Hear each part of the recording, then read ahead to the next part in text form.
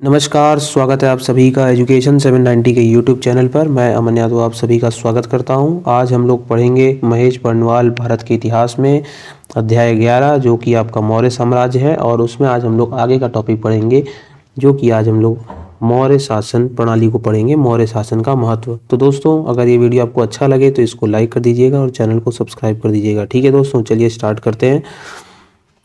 तो अब हम लोग पढ़ेंगे मौर्य शासन का महत्व। सबसे पहला टॉपिक इसमें है राजकीय नियंत्रण। ठीक है, पहला पॉइंट।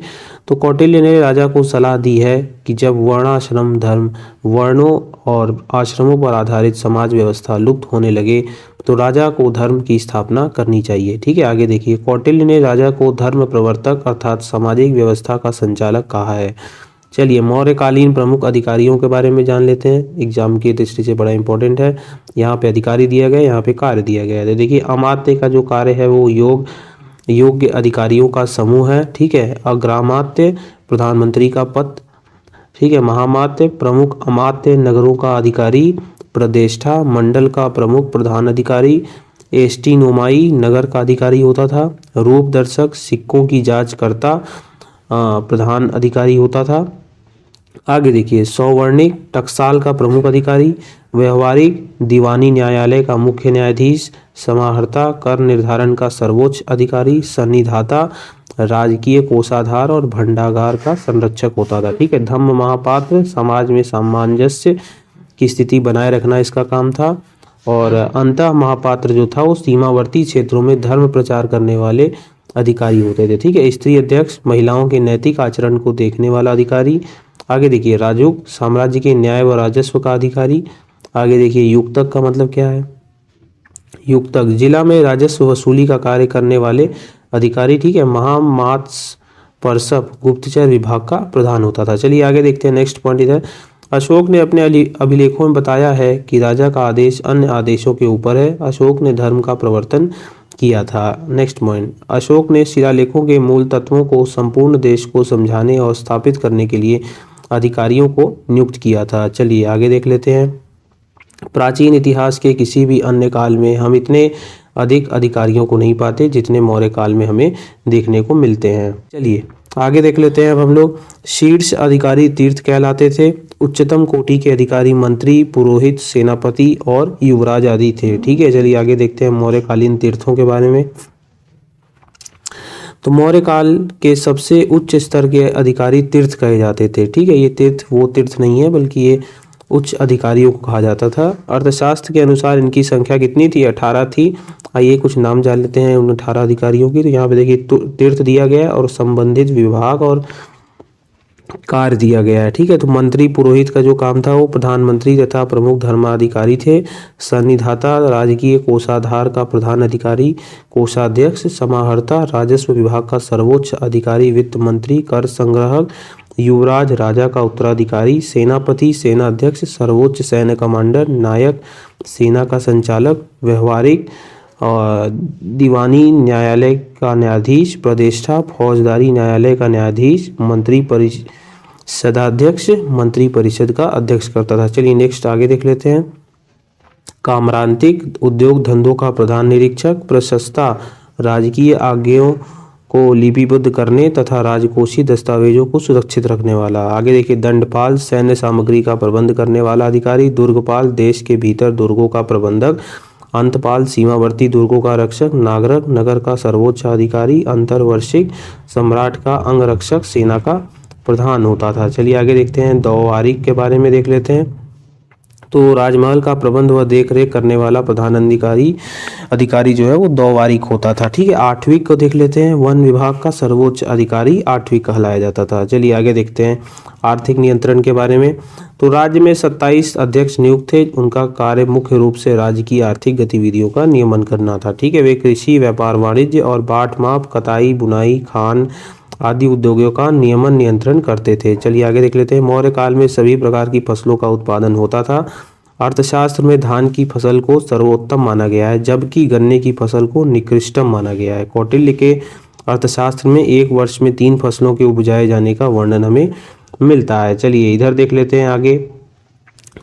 तो देखिए इधर भी कुछ अधिकारी और उनके विभाग दिए गए, जैसे सीता अध्यक्ष कृषि विभाग का अध्यक्ष होता था, आकाराध्यक्ष खानों का अध्यक्ष, मुद्रा अध्यक्ष, पासपोर्ट विभाग का अध्यक्ष, शुल्क अध्यक्ष, व्यापारिक कर का प्रधान, संस्था अध्यक्ष, व्यापारिक मार्गों का अध्यक्ष और लक्षणा अध्यक्ष, मुद्रा विभाग का प्रधान। जितने भी ये क्या कहते हैं अधिकारियों से संबंधित दिए गए हैं, ये बहुत ही इंपॉर्टेंट है, इनको याद करना ही एकमात्र क्या कहते हैं उपाय है, तो इसको याद कर लीजिए।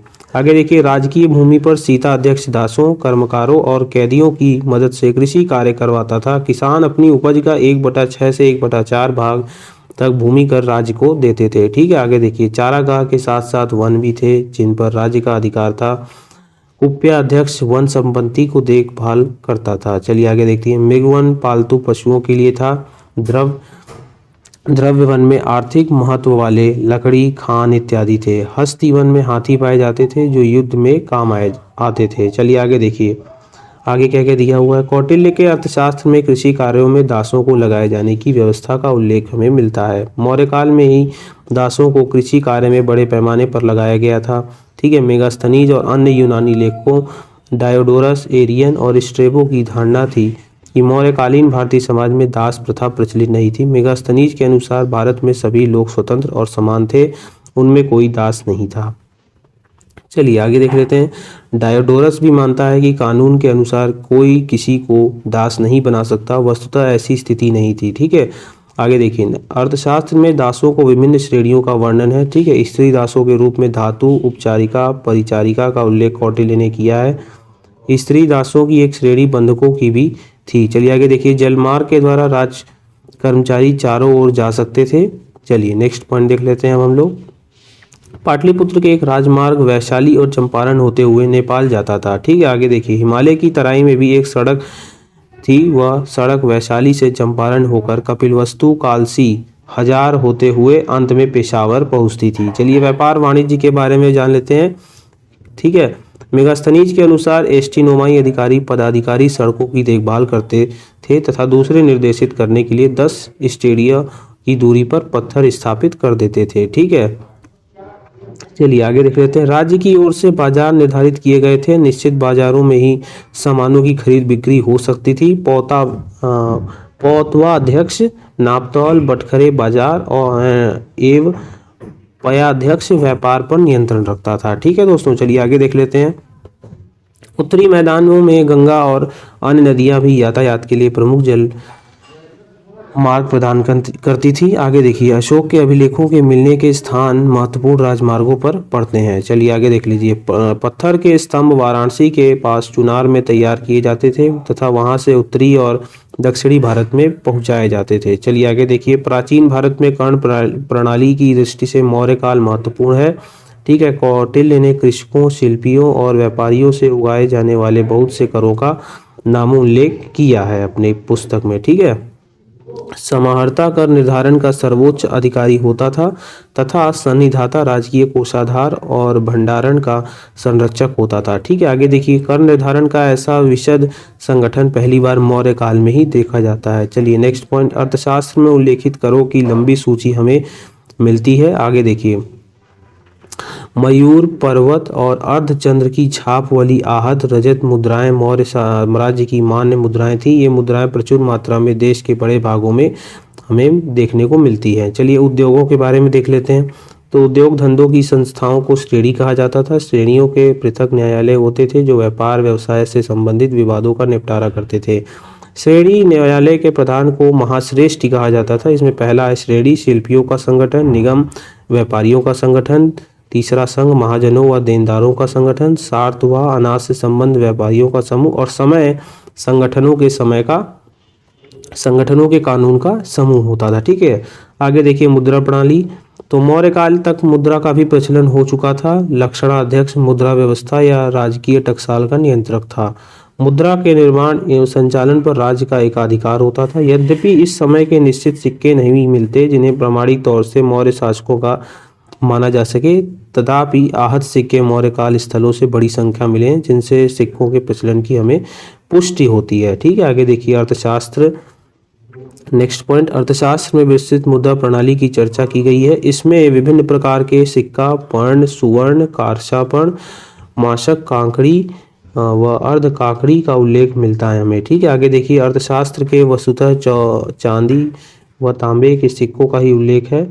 चांदी के सिक्के 4 प्रकार के पर्ण, अर्धपर्ण, पाद, अष्टभाग के थे तथा तांबे के सिक्के भी 4 प्रकार, माशक, अर्धमाशक, कांकड़ी व अर्ध कांकड़ी थे। ठीक है दोस्तों, चलिए आगे देख लेते हैं। अब ललित कला और वास्तुकला के बारे में पढ़ेंगे। कला और वास्तुशिल्प में मौर्यों का योगदान बहुत ही मूल्यवान है। पत्थर से इमारत बनाने का कार्य बड़े पैमाने पर उन्होंने आरंभ किया था। ठीक है, नेक्स्ट पॉइंट। मेगास्थनीज ने कहा कि पाटलिपुत्र स्थित मौर्य राजप्रसाद उतना ही भव्य था जितना ईरान की राजधानी में बना राजप्रसाद। ठीक है, आगे देखिए। पत्थर के टुकड़े और उनके ठूठ आधुनिक पटना नगर के किनारे कुम्हार में पाए गए हैं, जो 80 स्तंभ वाले विशाल भवन के अस्तित्व का संकेत देते हैं। चलिए आगे देख लीजिए।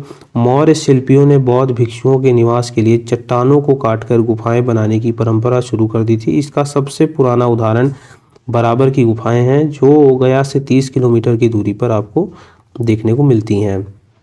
चलिए अशोक स्तंभ के बारे में देख लेते हैं। तो अशोक के स्तंभ ईरानी व यूनानी कला से प्रभावित हैं। ठीक है, आगे देखिए। अशोक के लाट पर जिस प्रकार की पशु आकृतियां बनी हैं वह हड़प्पा की पशु आकृतियों की परंपरा से मिलती जुलती हैं। कुछ लोग यह भी मानते हैं कि पत्थर पर चमकदार पॉलिश करने की कला भारत में ईरानी संपर्क के पहले से ज्ञात थी। चलिए आगे देख लेते हैं। इसका एक प्रमाण काली मिट्टी के बर्तनों को पॉलिश कर चमकदार बनाने की प्रक्रिया में ढूंढा जा सकता है। पुनः ईरानी स्तंभ जहां नालीदार है तथा प्रस्तर खंडों के जोड़ने से बने हैं, वही अशोक के लाट सपाट और एक ही पत्थर से बने हैं। दोनों स्तंभों के घंटा व अलंकरण में भी अंतर पाए जाते हैं। चलिए लोक कला के बारे में देख लेते हैं। उस समय की प्रचलित लोक कलाएं क्या क्या थी। मौर्यकालीन मूर्तियों में विशेष उल्लेखनीय परखम मथुरा से प्राप्त यक्ष की मूर्ति, पटना से प्राप्त यक्ष की 2 मूर्तियां, दीदारगंज से प्राप्त चामरधारिणी यक्षिणी की मूर्ति, लोहनीपुर से प्राप्त नग्न तीर्थकार की मूर्ति, बेसन नगर में मिली यक्षिणी प्रतिमाएं हैं। ठीक है, तो दीदारगंज से पाई गई यक्षिणी की मूर्ति मौर्यकालीन मूर्तिकाल की सर्वोत्तम कृति मानी जाती है। संपूर्ण विश्व में इसका समकक्ष अन्य कोई मूर्ति हमें देखने को नहीं मिलती। चलिए भौतिक संस्कृति का विस्तार और राज्य पद्धति के बारे में देखेंगे। गंगा मैदान की इस नई भौतिक संस्कृति का आधार लोहे का प्रचुर प्रयोग, आहत मुद्रा लेखन कला का प्रयोग, पालिस्तान मृदभांड आदि था। ठीक है, आगे देखिए। गंगा के मैदानों को भौतिक मौर्य काल में बड़ी तेजी से विकसित हुई है। ठीक है, लौह अयस्क आसानी से उपलब्ध था अतः लोहे के उपकरणों का प्रयोग अत्यधिक बढ़ गया था। इस समय मूठ वाली कुल्हाड़ियां, हंसिए, फालों के साथ अरा वाला पहिए का भी प्रचलन शुरू हुआ। चलिए नेक्स्ट पॉइंट देख लेते हैं। मौर्य काल में ही पूर्वोत्तर भारत में सर्वप्रथम पकाई हुई ईंटों का प्रयोग हुआ। मकान ईंटों के भी बनते थे एवं लकड़ी के भी। मेगास्थनीज ने राजधानी पाटलिपुत्र में बने लकड़ी के भवनों का उल्लेख किया है। ठीक है, आगे देखिए। पक्की ईंटों का प्रयोग साम्राज्य के दूरवर्ती प्रांतों में भी फैल गया था। ठीक है, नेक्स्ट पॉइंट। इसी प्रकार छल्लेदार कुएं जो सबसे पहले मौर्य काल में गंगा घाटी में बनाए गए थे, अब वे साम्राज्य के केंद्रीय भाग के बाहर भी फैल गए हैं। चलिए आगे देखिए। तो मध्य गंगा के मैदानों की भौतिक संस्कृति के तत्व कुछ परिवर्तनों के साथ उत्तरी बंगाल, कलिंग, आंध्र और कर्नाटक में भी पहुंचे। ठीक है, आगे देखिए। मौर्य संपर्कों के जरिए ही इस्पात बनाने की कला देश के कुछ भागों में फैल गई होगी। चलिए नेक्स्ट पॉइंट देख लेते हैं। 200 ईसा पूर्व के आसपास की या इससे भी पहले की इस्पात की वस्तुएं मध्य गंगा के मैदानों में पाई गई हैं। ठीक है, आगे देखिए।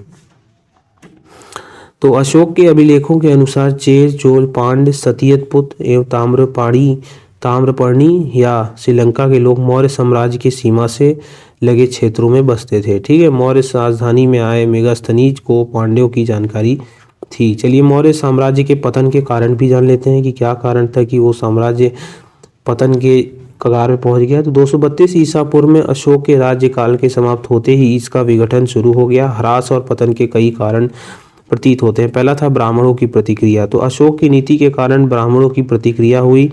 उसने पशु पक्षियों के वध को निषिद्ध कर दिया और स्त्रियों में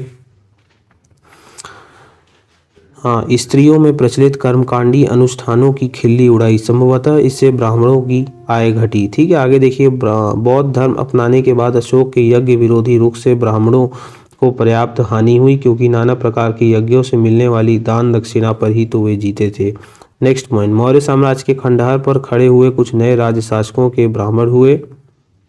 के शासक ब्राह्मण हुए। चलिए आगे देखिए, मौर्य शासक के अवशेषों पर शासन करने वाले शुंग व कर्ण ब्राह्मण थे।